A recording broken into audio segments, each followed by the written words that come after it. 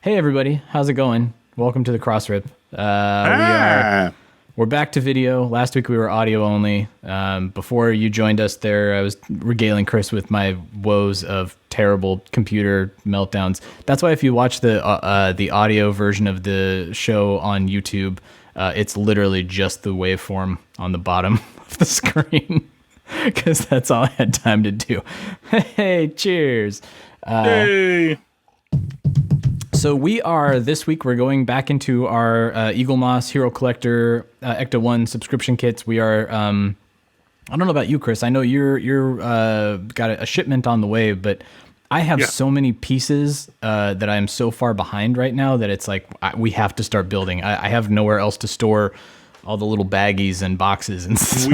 We're going to close out 2020 with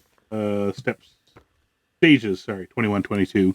21, 22. Because that's as far as you have, right? You don't have up till 23. Okay. Not by design. That's by logistical limitations. But by the time we come back in the new year, I should have. I was going to say, when we come back in the new year, we're going to do like lengthy, 4-hour builds or something to catch up. Because it's kind of tough to believe that we are nearing the end of the year already, because this year has been such a weird mixed bag of many things for many reasons. The thing is that our time is really, we just suddenly realized how much our perception of time is based on routine and what we're doing and stuff like that. And all throughout the year, everybody's like, oh my God, is it such and such forever? It seems like it was, March just yesterday.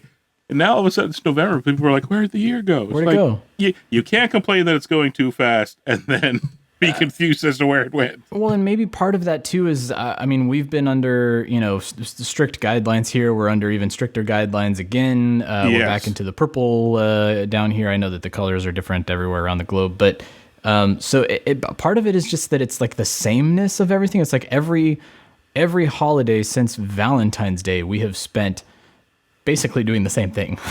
We've been inside the house. We've been doing the decorations are different. That's the only thing that's changed. Everything's around the home. See, the thing is our lives are marked by things like everybody enjoying my Robin Williams tribute arm. Thank you very much. I'm just gonna.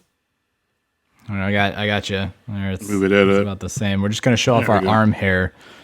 That's we lost 3 subscribers just then, probably. Let's play a game of Chris Stewart or Gorilla. Gorilla, wrong. It's me. So easy, even a gorilla could use it. Yeah. When you're in the house, that's your visual space. Whereas when we're not under quarantine or lockdown or restrictions and stuff like that, you do things like, in such and such a month, we went to the theater. In such and such a month, we went to the family. We have these things that take us outside of the house and breaks up the year and paces it out. Now everything's just a blur. Now you have no landmarks. Yeah. I thought it for the longest time. I was doing okay. And then I noticed the last month I'm having a real tough time with, is it Tuesday? What day is it? Or is it Saturday? Yeah. So it's really... particularly, you were in crunch time on your game, too, so that always makes it difficult, too, where you're just like, you're in such a focused, honed-in mode, and... Yeah. That was amazing. Okay. With your virtual background there, it looks like you just magically made the chassis of your car appear. Oh. It was just like... da-da-da-da-da-da. Did you see, it popped up in the YouTube feed, Mr. Adam Savage, who's also building the Eaglemoss Ecto. Remember I was complaining we needed, they should have sold us, the little engine jacks and stuff like that? A little foam something or other, yeah. He was using Lego, which is brilliant, and I should have thought of it. He was using Lego to, use as an engine prop things stand up. And stuff like that. Oh, that's funny. I was like, and I see why he does what he does for a living. I was going to say, that's why he is a special effects engineering whiz, and I just see, that's how you know I'm a producer, and he actually makes stuff. I saw the same problem, came to the exact same conclusion, which was, we need a thing. And then I stopped and went, somebody else make the thing. Who's going to build it? I'll schedule it. Give me a spreadsheet. I'll work it out. But, what can I do to? Yeah, exactly. To and then he went and just did it. So So, and speaking of, like, all right, so we're into stage 21 here. We're putting on the middle chassis frame and propeller shaft in the book here. And we are in a situation where I've got to flip this guy over, and it's going to rest on the engine. And I always hate doing this. Okay, well, now it is time to channel our inner Adam Savage. What have we got? Don't want to totally screw this up here. Okay. Because it's so heavy now, too. Yeah. Now that we got this, I just don't want to... I'm going to try... Okay, hold on. Maybe the case for my Zoom. All right, that's not the worst. Did all of our listeners out there hear a pop? I'm not concerned about whatever that pop was. Don't worry about that little guy. You heard a pop. I didn't get a pop. That was my feel bad. For you. All right, so so this is gonna go. Looks like it's gonna pop right in here. Speaking of pops, Zoom. So it's gonna. Oh, that's working here. And I got a old age medication bottle. Good. No. Okay. Wait. There we go. Something like that. Yeah, that kind of works. Yeah. That kind of works. Now people can't see nothing for nothing though. Can I? Yeah, I mean it's tough because I also don't want to knock. Did I knock this tube out? Okay, do you have a stand or something, or did you tape yours to the ceiling? What's going on there? This handy little tripod leg that you're seeing in the frame. Yeah, I don't have a good top-down rig yet. Someday I will. See, I'm right next to. People can't see it, but I'm right next to the wall, and I'm wondering if I shouldn't just hit like Home Depot, because I could get like those wall-mounted like pipe brackets or whatever. I could build a bracket. Build your own grid, yeah. Right out of a stud that comes right. Yeah. All right. There you go. Christmas project. Yeah, I mean that's ideally the top down you would be seeing, exactly what I'm seeing here, like over my shoulder, but it's just I don't have that. I'm on a rig yet. I bought a podcaster gooseneck thing, and it's great. It comes with a ring light, and it comes with the phone, like the mount for the phone. But literally, I'm pretty sure that's designed for people that actually, want to stare into a camera. Hey guys, what's up? Stewie here. Your man Stewie. Here. Like and subscribe. Like and subscribe. Hit that bell. And I don't use it for that. I use it to point my phone down at tiny cars. But I can fix that. I will figure it out. All right. Of no concern to anybody out there, but when I flip this over, if you can see in my top down here, a screw came out. I have no idea where this came from. We're just gonna set that aside over there and pray. Well, your car's now never going to be roadworthy. Well, no, I'm sure. I mean, just like the real Ectomobile, just like the 59, it's gonna be. Let's see, how is this gonna? Okay, the CM goes into IC. Okay, so hey, while we're doing this, the one thing that we like to do is talk about stuff that's happening in the world of Ghostbusters, and you and I have not been able to talk about Ectotron 2.0 since we made our guesses. Yes, and it was very. Michael Tanaka wrote us his trademark 1 a.m. email, and he was very excited about the Vince and Zool Terror Dog ideas that we came up with, and the Gozer, possibly Starscream idea. But lo and behold, it is just the same Ectotron figure with a few differences. I mean, I granted they have modified it and made it Ghostbusters Afterlife in terms of the paint scheme, and the goggles, I think, are a little bit different, or actually are new, right? Original Ectotron didn't have those goggles. There's a mask. So, and comes with Muncher. So we have our first good look at a figure for Muncher. Comes with Muncher, and then, what was it? Many other details. Oh, many other details? Fans will find interesting, which I think is a very nice way of saying stuff from Afterlife, or hints towards Afterlife that things we're not allowed to know about quite yet. Talk about it, right? So it is already up for sale. It doesn't ship until January. It's kind of in that same boat. It is a Target exclusive. Doesn't ship until January, but you can pre-order it now. Still up as of us recording this on Wednesday evening. You can still pre-order it if you want to. It does come with a Ghosts of Cybertron comic book, which I failed to mention in our last in my little update that I put in our show. It is the same issue that's already been released. It just has a variant cover. But it's cool to have that pack in, which the original Ectotron, did not have. So, very cool. Again, this is a good opportunity if you didn't get the Ectotron the first time around. I know that those Transformers mashups like the DeLorean and the Top Gun Mavericks, F-22 or whatever, those sell so quickly that if you missed out on it the first time, this is a really good opportunity for you to get it. It's also a good opportunity if you want to start collecting Ghostbusters Afterlife merchandise. It's a little easier right now. You can count on one hand how many items are available to you to either purchase or pre-order. So yeah, are you going to pick it up, Chris? I know that you don't really collect the Transformers. I don't either for the most part, and Chris is gone. So I am just going to keep recording, and technical difficulties in oh, there, he's back. We're going to pop him back into his screen. There he is. Sorry about that. I asked you questions, and then I noticed you were gone. You thought I was really stumped by something in the car because I was doing this. I asked if you were going to pick this up, and then I noticed that you were frozen and gone. Hey! Technically, you were frozen from where I'm sitting. Well, that's true. It's all a matter of perspective on the internet. It really is. Really is. I don't know, to be honest. Yeah. I have an Ectotron, and it's quite nice. The comic is definitely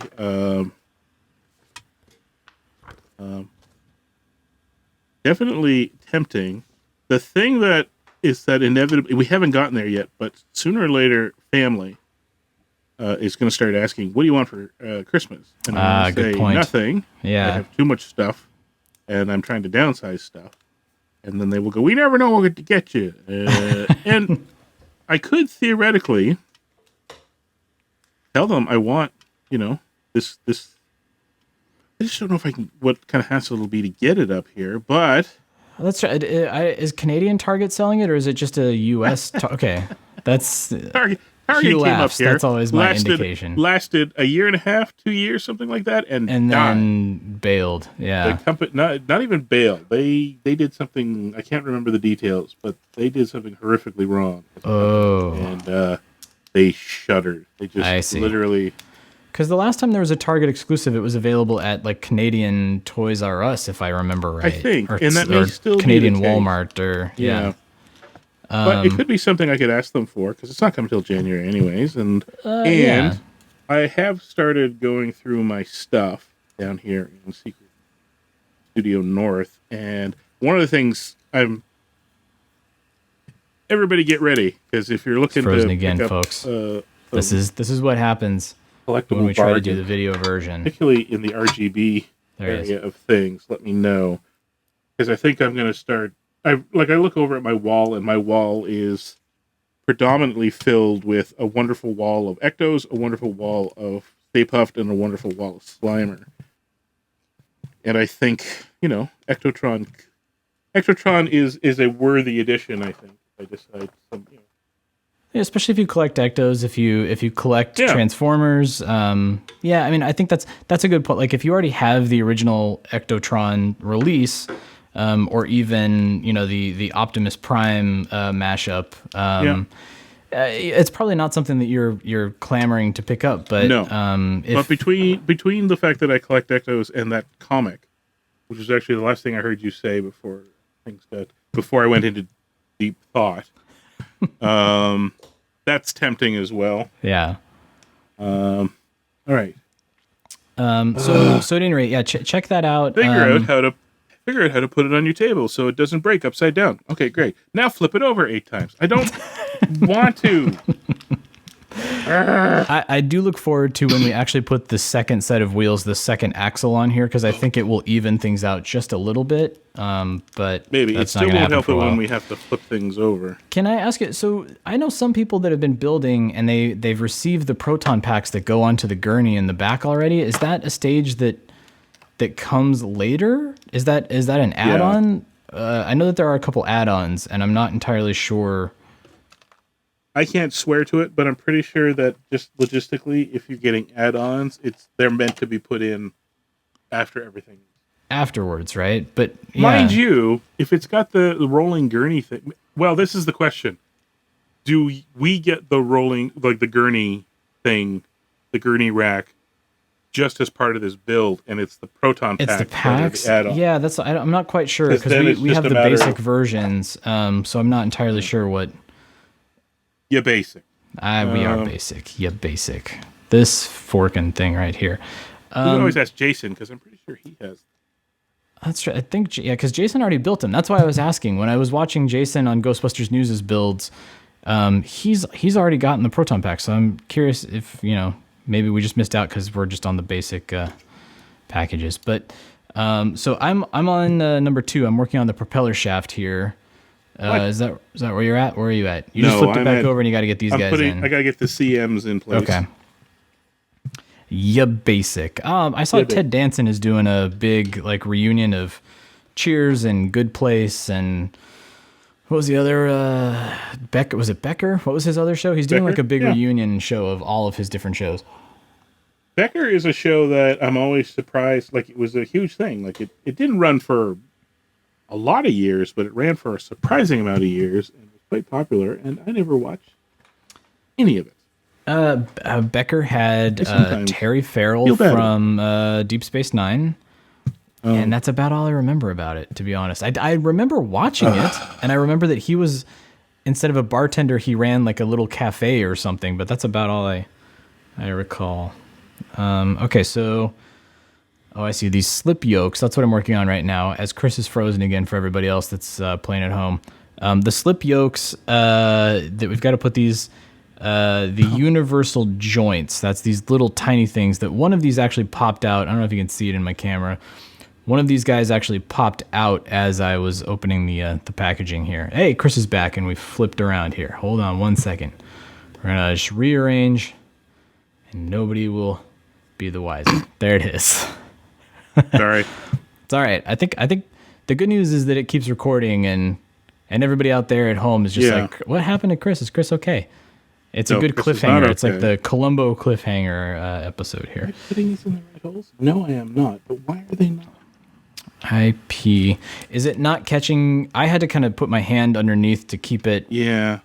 I know I've done the dumb thing where I was like, maybe it's the wrong hole. No, don't try the other hole. Now I can't. There we go. Thanks for the tweezers. Thanks, tweezers. Yeah, Becker, Good Place, obviously. You're the one who actually turned me on to Good Place, so I'm a huge fan of Good Place. Good Place was a bone. Have you watched Ted Lasso yet? Have not. I still do not have my Apple TV Plus subscription.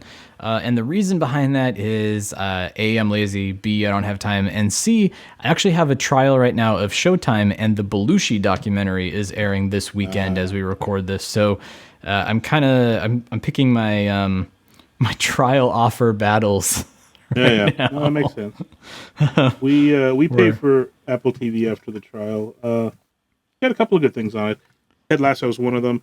I got it for I got the trial for the Beastie Boys documentary. Well, and On the Rocks is now up there too, the Sofia Coppola Bill Murray movie, which I'm excited to dive into. That's one of the main reasons I want to jump over to Apple TV Plus is for that movie alone. Ted Lasso is a I should have, whatever you called it, tapped these ones too. But no, Long Way Up was a nice surprise, which we talked about before. Yep. Yeah. Now I've moved on to catching up on things like Star Trek Discovery. Discovery's been excellent this season, by the way. Or as I call it, Star Trek, Everybody Hugs a Lot. Get used to it. Not this season. Where are you in season 3? Are you in season 3 yet? Yeah. Oh, there's a whole lot of dysfunction. There's even a joke about dysfunction being how they actually function. Oh yeah, I saw that. You been? Has your cynical soul been tuning out the all the hugs going on? Oh, there's a lot of hugs going on, man. But yeah, without getting into Star Trek spoilers, it's a very good show, and they've actually been able to reinvent the show in a way. that I think works. Like a lot of the characters that I was kind of fuzzy or on the fence about, I care about them now. They've really kind of gone above and beyond to do that. Yeah, and they made room for all of their minor characters from the first season. Yeah. To turn them into happening. Fully fleshed out human beings. What's the other thing that I'm watching? I'm on hold with Lovecraft Country just because that one I cannot binge watch.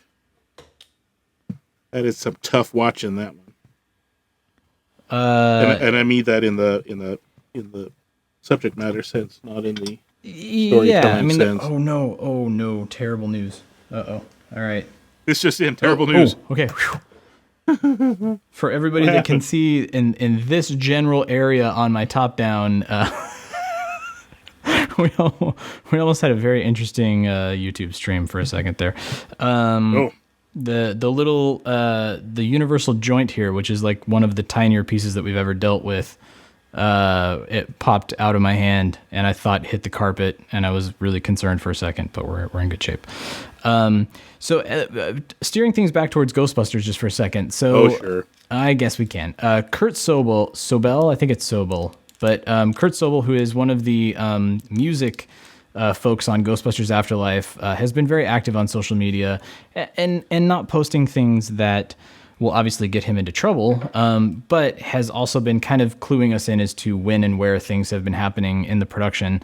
And we do know that he was working over the weekend still on the music for Ghostbusters Afterlife down on the Sony lot, because the poor guy, wherever he lives, he's got a heck of a commute. He's got to leave at like 6 o'clock in the morning to make a 9 a.m. call time on the Sony lot. So he's working from sun up until sundown, very feverishly on Ghostbusters Afterlife, to which I saw on social media a few people were like, really, the movie's not done yet? I thought this was supposed to release in July, which we've touched on, Chris, that they probably had to stop down because of COVID and things shut down. But also, look, if they've got the time, they might as well be working on fine-tuning things. And they, if things aren't quite finished, they might as well put in that extra 6th and 7th day if they have the budget for it. If monetarily they can float it.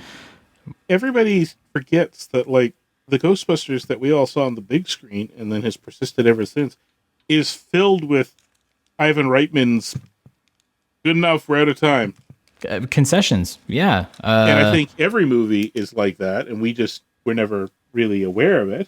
I mean, there are merits to that. There's like, oh, he's got all the time in the world. Jason can fix all the little things that bug him about the film, which is fine and actually good. But then you have like in Jaws, all the things that Spielberg had to work around because he couldn't get the shark to work. Like that's what made that movie a classic.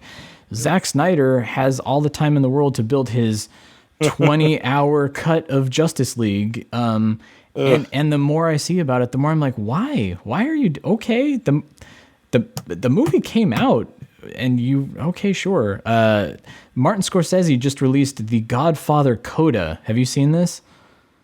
It's his recut of I almost said Ghostbusters 3. Godfather 3. He's frozen again. No, I'm not. Oh, he's not. I'm coming and going. Today, my internet is terrible. Oh, no. So, that's the bummer with these video episodes. But so Scorsese's got his Godfather Coda, which is him trying to make Godfather 3 the movie that he always intended it to be, even though I'm sure nobody really fought him tooth and nail back when Godfather 3 came out. That's interesting, since I've never seen 3, and I was just kind of getting to the point where I was like, you know what? I got the time. Maybe I'll watch 3. And now he's going to come. You know what? I got to go see it anyways, because then I got to compare it to...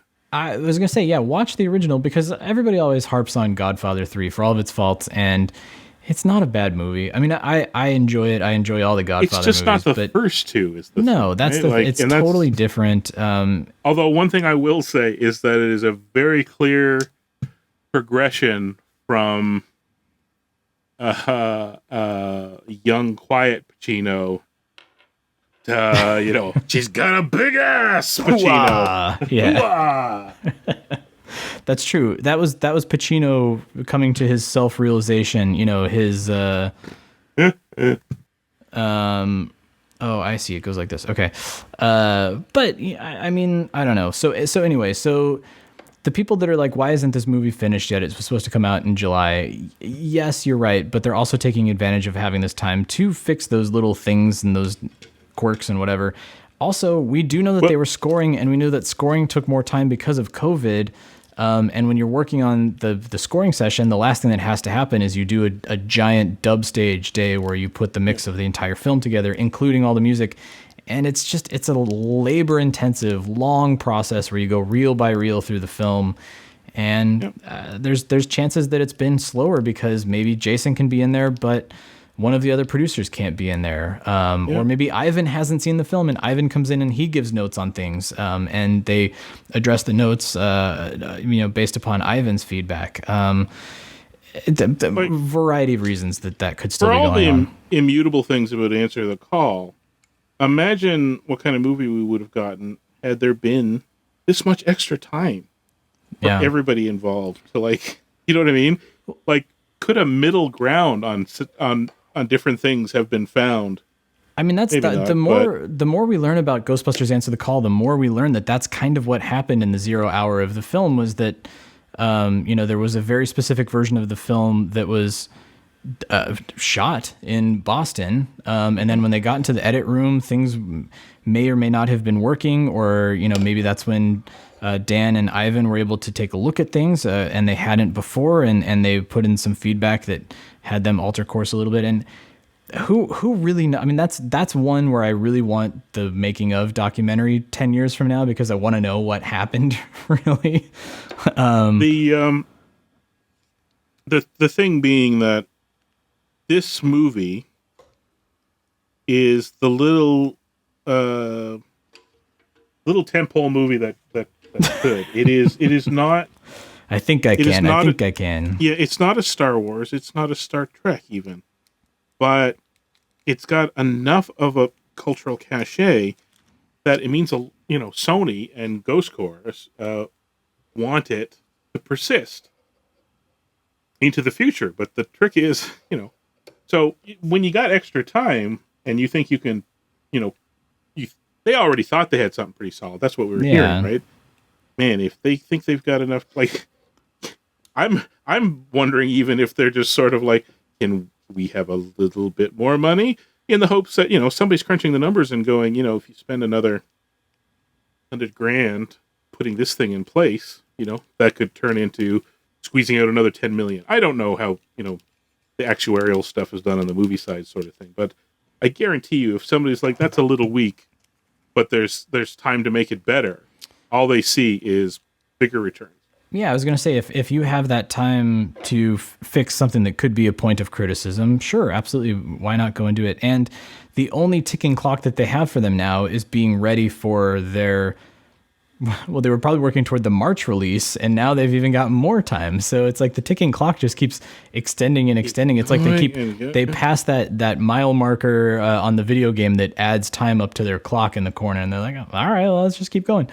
I'm a little curious about the companies doing effects, because a lot of time their contracts are built around, like, this is what kind of hit the teams that worked on Sonic really hard, was they were signed into it is not done until we say, we're happy with it, but there are time limits, right? Like, if you got to put a movie out, you can only yell at the effects team to...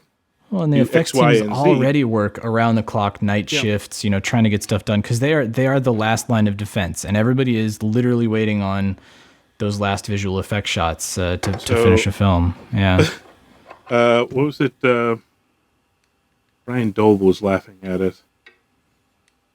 Some clip somewhere, so they refer to it as CG puppet guys or something. Oh, it was, speaking of the Zack Snyder cut, it was like somebody added a whole bunch of like spikes to Steppenwolf, because that's going to fix the character. Yeah. Anyway, I don't want to get too snarky about it. So the thing with Sonic is the stink was big enough that the studio was like, we can't put this out. This is just not going to give us anything that we want. In the case of, other like a movie like this, depending on what the contract situation is, since we went into quarantine before the movie was going to be finished, hopefully there's enough leg room with the effects company Oh, and that they're not having to break people's backs and put in those, second graveyard shifts to get stuff done. Yeah. I mean, the good news is if they are still doing sound, there's a good chance that Picture has, locked. So they're probably not changing a whole lot of stuff. Yeah. Nothing's going to change too terribly once you get to the soundtrack level. Now, what's interesting is we're talking about visual effects, but we do know that this was a very practical, special effects heavy film. So there's also the opportunity that maybe the visual effects houses were done like back in June. It's true. Well, here's the one thing, though. I suspect there may be a few things that they went back to. Just because it may not have been 100%. And with the open, sure. Like I said, if they went back and the bandwidth was there, budget-wise, that it wasn't going to break the back of an effects company. Sorry. I was going to say I'm struggling trying to. I for some reason had no problem with the other joint. We're all struggling, man. But this side of the joint is giving me problems. This side of the joint's giving me problems. Pass me some of that green stuff, Martha. Pass the crankshaft on the left hand side. Pass the crankshaft on the left hand side. There's how it goes, probably. Okay, so yeah, so anyway, I don't believe it's any indication of the quality of the film. I don't believe it's any indication that they're struggling to finish the film. I think it's just that they're taking advantage of having the time. And to do better, to do like more. We said, we know they were doing reshoots not too long ago, so that probably impacted things a little bit. They had to open the cut back up, and whatever was done on those reshoots impacted that. They could also be working on another trailer. Who knows? They could be working on scoring special music specifically for the trailer that won't be featured in the film. I still have money. I still have money on them adding little things to set up the future. Yeah. Additional movies in the future. That is little Marvel end tags. Done the axle here. Not the axle. So I'm reading. It's just so I put these guys together, the assembled pieces, insert them into the brackets at the end of the propeller shaft, fixing them together using the two IP screws. I'm just gonna fill in audio. You can hear me cursing and rasa frasa, jabba jabba, jibber jabber. All right, let me just set this aside. That's one of those. Okay, all right. Well, there it is. So my buddy Chris here is doing his best Max Headroom impression this evening. So if you love Matt Frewer, if you love Max Headroom, that's this is all intentional. All intentional. I keep recording audio, so when it goes blank, you can just leave it in. And I was going to say the video hear me in the silence cursing. Yeah. That's totally fine. I don't even know if anybody's watching or listening anymore at this point. So if you're out there, thank you. Most people are in audio. Yeah. The YouTube people. You know what? YouTube people, you're on the bleeding edge. Well, suck it up. So if you are watching on the YouTube, because again, this is a format, having the top down and seeing what we're building, that's what the YouTube channel is really for. We wanted to do this. So if you're enjoying the YouTube, please let us know. We only have 126 subscribers right now. So, we love our audio audience. I don't want to cater too much to our video audience yet. But if the demand is there, I hate to be that person, but like and subscribe and just let us know that you're watching and listening to the video, because that'll help us quite a bit. And then we'll keep struggling through the internet issues and going through things. Yo, everybody, what's up? It's your boy Chris. Like and subscribe. At your boy Chris. Holler at your boy Chris. All right, so stage 21 done. Are you done with 21? I'm done. 22? Okay, great. Me too. See you later, 21. Hey, so while we're opening up 22, let's talk about Rick Moranis, justice for Rick Moranis. And yes, we all say justice for Rick Moranis, but I do want to put a very fine point on this, that it not entirely unexpected, but it has been revealed that the person who did attack Rick is not entirely mentally stable, might have some sort of issues, and hopefully we'll be getting the help that they need. Justice for Rick, but help for young man. He's only 35. Not terribly old. Yeah. And it's obviously apparently caused him trouble throughout his life. Yes, he is. and luckily it seems like Rick is okay. He was banged and bruised and had to go to the hospital just to be, looked upon, but was okay. So Rick lucked out. Being the Rick Moranis that he is, I'm sure he was like, yeah, please help this guy. Don't press charges. Get him help. Whatever needs to happen. Well, unfortunately, this guy's got a couple other things to answer for as well. Oh, yeah, that's right. I remember reading now that he had some prior. He had prior stuff, and shortly after his assault a day or two before, he hurt somebody else. Jeez. Poor guy. Which led to, lasting bodily harm, like it chipped teeth and stuff. Ay. And then later in the day, I guess he went into a liquor store and apparently he has schizophrenia, which certainly makes a lot of sense. Does seem a lot like the behavior of an untreated schizophrenic. But anyways, and we make light of it because of Ghostbusters, but obviously it is a very, I'm not even making schizophrenic, mentally incompetent. Yeah. Oh, I see. Well, my uncle thought he was Saint Jerome. There's a quote for everything. Yes. Goes. Bellevue doesn't want him, which ironically is probably part of the problem. Is he's thanks Reagan.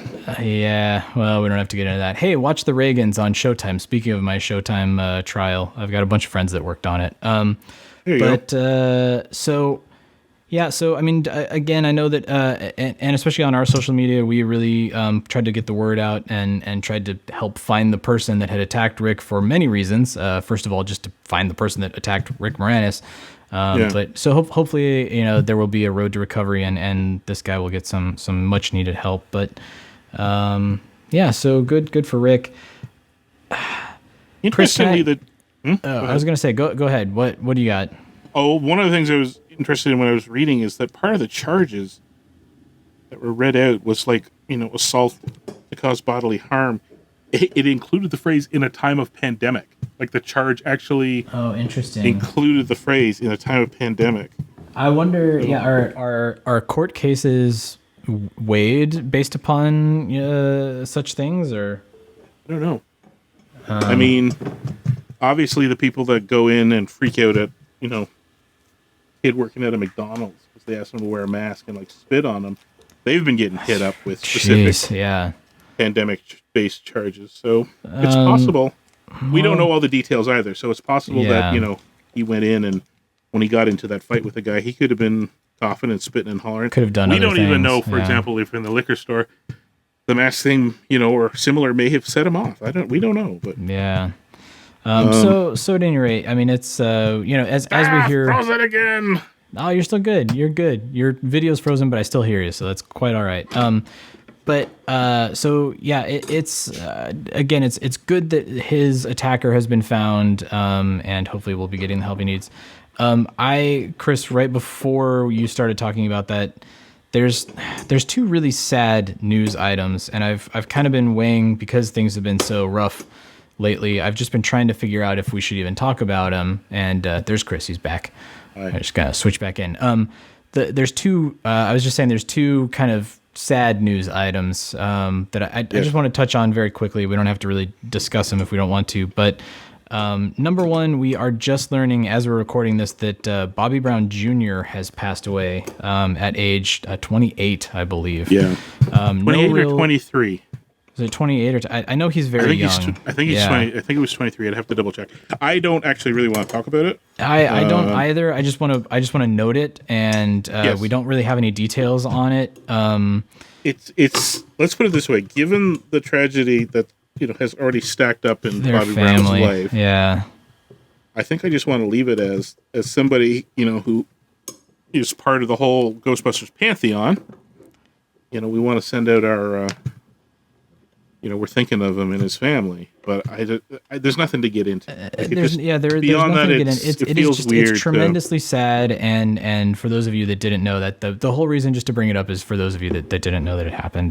That again, like you said, their family has gone through enough, and I'm sure we will be hearing more and more about it anyway. So that's sad news item number one. Sad news item number two.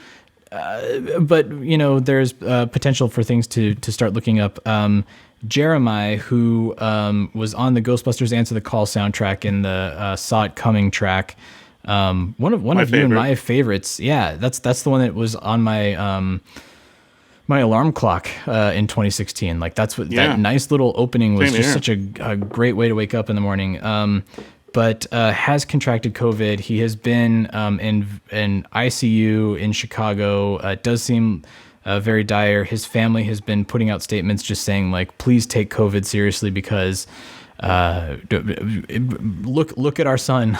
look at what is happening with our family member. And again, no real updates there either. We just know that he's in ICU. We know that he is on a ventilator and is having difficulty, being on his own. But he's in bad shape. Yeah. By the time you get to ICU and a ventilator, it is possible to come back, but that's starting to hit. And the good news for him is he's still also very young as well. That could help. Could help him, but it's just. Again, for fans of his outside of Ghostbusters, I know it's been very difficult. For all of the collaborators that he's worked with in music, I know it's been extremely difficult seeing their reactions on social media. Put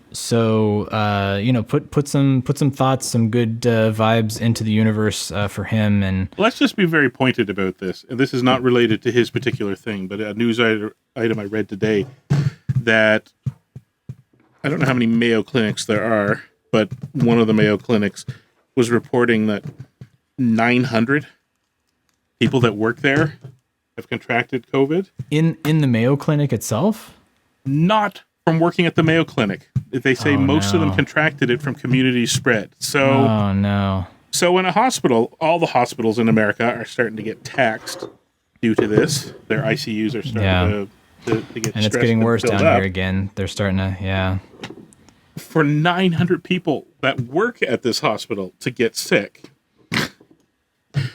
wear a stupid mask. Yeah. For the love of Pete. I mean, I know for whatever reason it has become such I'm waiting for the one guy that's like, you know what? I never wear a seatbelt and I smoke where I want. It's like, okay, well, you're the asshole who just does not listen to the social requests for, other people's regard.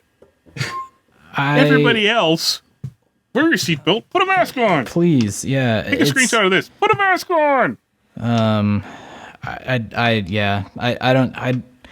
don't know. The fact that I'm even stumbling trying to talk about it because it's become political, but it's like, guys, there is a pandemic going on right now. Well, this is why I'm happy to talk about it. It's not political. It never should have been political. It shouldn't be. I don't know. I mean, and while I people know are why still making it political. It's not. A public health crisis. It's so yes, please. I mean, we've talked about it on the show before. Please be aware and be conscious of your fellow man and around you, and be empathetic. It's not about you; it's about them. And it's just I don't get it, man. Like I don't get it. And I never will. And I never will. This is a very short Eaglemoss. Yeah, exactly. I love what they've sent us. I love what we've been building. Just by bad timing, this is a really boring step to end on, right? Especially closing out 20. Maybe this is very indicative of 2020. It's like, and anticlimactic. There was, we're finishing out the leveling valve here, and then we're done. And maybe that's all that we can ask for in 2020 is just finishing leveling out and calling it a year. Yep. But all right. So I do want to move on to happy things. We can do this because we have to close things out on a happy note. Things out. Let's get the happy things. Let's talk about the happy things. Our good friend Max, GB Max, Ghostbusters Italia, GB Mania. I want to bottle his energy and his enthusiasm and some way, somehow drink it every single morning so that I can wake up and not feel like the beard is starting to look. So your mistake was you should have had one all along. I was going to say that I was just like, I'm just trying to look like you. It's like, I'm trying to join my brethren who have the facial hair. Everybody needs C Buckaroo. Carry on. So GB Max, we love him, and I appreciate everything he does on social media, but he did do this fan art of a Ghostbusters Afterlife visual dictionary, and it looks so damn real that a lot of people were fooled thinking that it was a real thing, and he had to even put like a watermark on it that said like fan art by GB Mania. And he does a lot of stuff like that. He does constantly. A lot. I mean, there's not a single news item that rolls down the pipe that he doesn't make like a spot on BuzzFeed worthy Instagrammable graphic. Is he a graphic designer by trade? Is that something that he does? It might be his he side has hustle. To be. It looks so good. Well, I asked him if I understood correctly. He's an IT guy. Oh, really? Okay. Yeah. Apologies, Max, if I misunderstood that, but we had a good long chat, and my understanding was that he worked maintaining a company's IT. I mean, and maybe he's got an artistic side, but his social media stuff is fantastic. And so this particular book, it looked so good. And our good friend Ecto Crank put a comment in his Instagram that said, "For a minute there, I thought that Troy was working on another book, and there was a part of my heart that was like, oh, A, thank you, Crank, I appreciate that, and B, now I want to do that book." Eric, are you watching it? Let's figure out a way to do a visual dictionary. Max has done half the work already. Max has already figured it out. Have Max write it. What do you need me for? I'm just a work for hire. I'm a hired goon, whatever you need. But yeah, Max is something else. Max is the product of the. Cheers to Max. Max is the best of us. The spare time, the work week, the European work week. I don't mean that in a derogatory way. I just mean Europeans are way more on top of things like holidays and time off than even, that is very Canada true. And US is. So I think he benefits from that because I know that as time goes on. I mean, just today I was like, oh, God, another podcast to do. Come on. I'm on. Again, if we just had that like GB Max mana that you could just reach for and grab and like or it would be like Evo Shandor. That's your top-down camera, but we're finished. It's okay. It went nice design, Apple. That it basically went low power mode. Yes, you should probably definitely stop the camera of the thing that we're doing. That makes sense. Yes. Well, that's all right. We're getting toward the end here. So check out, if you're not already following Max on all the social medias, particularly on Instagram. Follow him. Twitter's dying anyway, so go to Instagram. Make sure that you're following him. And we need to design some like full can stickers, like Max Monster or something like that, and just wrap them around some energy drinks. Yes. In honor of Max. And it's just 100% caffeine because that's it's all the espresso that the guy probably drinks. I have no idea. Yeah, he seems like a low sugar, no carbonation kind of guy. So like maybe natural. One of the green tea monster drinks. You know what I mean? Max, like we love smoother. You. Yeah. So our this is just a love fest for Max. That's the only way to end this, is a love fest for Max. Ghostbusters Maniac. That's the energy drink. GB Maniac. That's 100. What didn't we cover? I think that's it, Chris. I mean, I do, again, Mr. Michael Tanaka gave us a wonderful email, as he usually does after last week's episode. And I love that we're both sitting here just idly playing with the tweezers. It's the tweezers. They gave us. I don't know. A fidget spinner is what I need here. But it's the David Letterman thing. I need the pencil here to be tapping on the desk. So we talked about Ernie Hudson's theory as to how Vince Clortho got down from the top levels of 55 Central Park West to ground level, and Ernie Hudson surmised that it was just him touching his snout to the elevator button and sitting. And you and I loved the idea of Muzak, Girl from Ipanema, playing as the terror dog rides to the ground floor. Michael was having none of that. He was like, guys, the terror dogs can turn ethereal. That's how they get in to possess Dana and Lewis. And And I was like, yeah, but at the same time, he smashes through doors and walls, and he could turn ethereal. That's a lot less destructive and a lot more cool, but he doesn't do that. So he didn't bust the elevator. That's true. Yeah. Because Peter and everybody used it after that point. And yeah, so the idea is that he turned ethereal to leave the rooftop to get down to Lewis's apartment down that staircase or something. Somebody else on social media said that he took the same stairs that the guys take later to go all the way up, which I thought would be really funny too, seeing Vince Clortho doing, this zigzagged down the stairwell. But yeah, well, have you ever seen a dog or a cat with the zoomies? I could see that happening.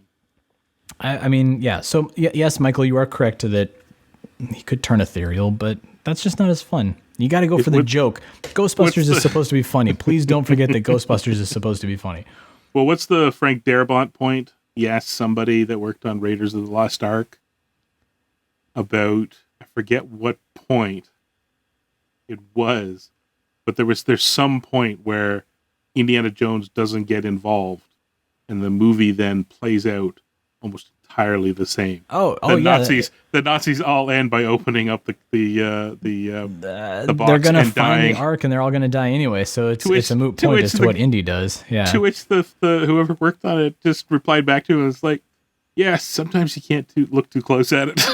Like it's just because we've spent how many years? It makes perfect visual cinematic sense to see Lewis frantically press the elevator and go down, and the dog comes busting out, and then he comes running out of the apartment, and the dog was running after him. That is perfect cartoon, visual, movie, storytelling logic. The bit in between does not have to be answered necessarily. But your brain already fills that in. I guess the dog somehow got down to the ground floor. Like, it's so inconsequential, but it's such a funny moment. Bracket, tear dog, gets downstairs somehow. Close bracket. And honestly, that is one of the biggest problems with modern day storytelling is they feel the need to fill something like that in where it's just like, no, just you're screwing with the pace here. Just move on. But anyway, so Michael, we love your emails. Keep them coming. I'm sure that we'll probably have one after this conversation. But yeah, you gotta have some fun with it sometimes. I know canon and lore and all that stuff, but it's gotta be fun sometimes. That should be our morning radio DJ name. Canon, lore, and stuff. No, canon and lore. Canon and lore. Canon and lore in the morning. Let's go to the traffic in our lore cam. Who is it in the UK? Oh, there's that one DJ, and if I understand correctly, he's Tim. Hopefully, Mr. Paul Gannon is out there yelling at it. Just so I know somebody's, or Adam Sloman. Any of our UK listeners will know who I'm talking. Tim, I can't remember his name, but he does a lot of like the dance and whatever radio shows. And apparently, his background is completely upper crust posh British, but he's like completely just sort of dressed himself up in hoodie. Tim Westwood. You can stop streaming on the podcast now, guys. Tim Westwood. And one of his things was, I learned this off of a Phil Jupiter's podcast, is he likes to yell, what was it, put your hand in the air and press it 3 times or something like that. And I could never figure it out until I realized when he does the show, he's got the sound card that does that. So his whole thing is, put your hand up. It's like, okay. I'm really glad you're not on any of the radio stations here. Yeah. You know what? Canada has had Chris Shepard, and I think that was enough for us. We've suffered enough. That one's for Andrea. Oh boy. Well, so thanks to our Eaglemoss Hero Collector friends for continuing to supply us with these builds. We will continue them in 2021, and we will pick up with issue number 8 when we do, which will be a whole lot of fun. In the weeks to come, we have a couple interviews planned. We have some fun holiday themed stuff planned, Chris, and it's going to be. This is kind of where we sort of go on hiatus, but we really don't. You still hear episodes and you'll still see videos in the feed. And of course, if something happens, like a trailer is released, we'll figure that out. We'll sort that out on the way. But I need to interject. I said Andrea again, didn't I? Adriana, I'm so sorry. Adriana. My brain betrayed me again. Where am I? It's this way. This way. He's begging you. Please, I'm begging you. Don't it's hurt the him. honey mead that I'm drinking. Adriana. Well, on that note, we're gonna call it a night. But thanks for everybody for joining us, both on the video and the audio versions of this podcast. We'll be here next week, and until then, we'll see you all on the other side. Adriana's gonna kill you. I mean, I'm surprised she hasn't already. Let's be honest.